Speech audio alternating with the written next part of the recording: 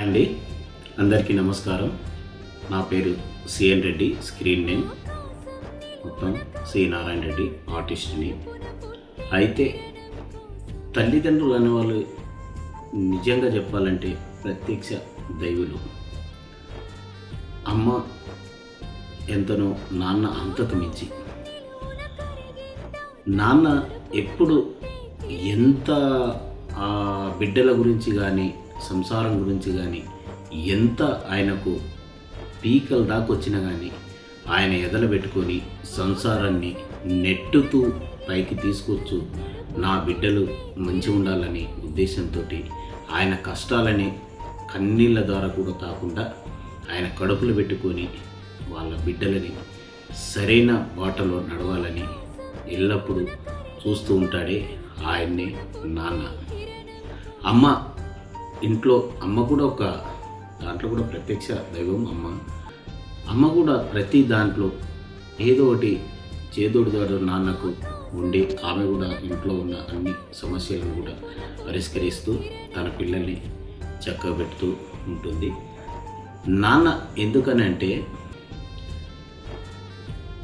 నా అబ్బాయి ఒక పెద్ద స్థాయికి ఎదగాలి, ఏదో మంచి జాబు చేస్తూ మా కుటుంబానికి మంచి పేరు తేవాలని నాన్నకు ఎప్పుడూ ఉంటుంది. 10 మందిలో తిరుగుతూ మా అబ్బాయి ఈ స్థాయిలో ఉన్నాడని 10 మంది అనుకునేలాగా, గౌరవించేలాగా మా పిల్లలు ఎదుగుతారని, పిల్లలు కానీ ఆడపిల్లలు కానీ నాన్న అంతే ప్రేమిస్తూ ఉంటాడు. కూతురికి కానీ కొడుకుల మధ్యలో ఎక్కువ బాండింగ్ ఉన్నది నాన్న దగ్గరే. సో ఏంటంటే, ఇవన్నీ ఎందుకు చెప్తుంటానంటే, నేను ఒక సినిమాలో యాక్ట్ చేశాను, కమల్ క్రియేషన్ వారి దాంట్లో డాక్టర్ ఉమారావు సార్ డైరెక్షన్లో నాన్న మళ్ళీ రావా అనే ఒక సినిమా చేశామండి. నిజంగా సినిమా ఎంత అద్భుతం అంటే, ఒక తల్లి తండ్రి కొడుకుల మధ్యన కానీ బిడ్డల మధ్య కానీ, తండ్రికి బిడ్డల మధ్యన ఉన్న అఫెక్షన్, ప్రేమ, బాండింగ్ ఎలా ఉంటుంది అనేది చాలా చక్కగా ఇందులో కన్నుల గట్టినట్టు మీకు చూపించడం జరిగింది. అందులో నేను కూడా ఒక చిన్న క్యారెక్టర్ చేయడం జరిగింది.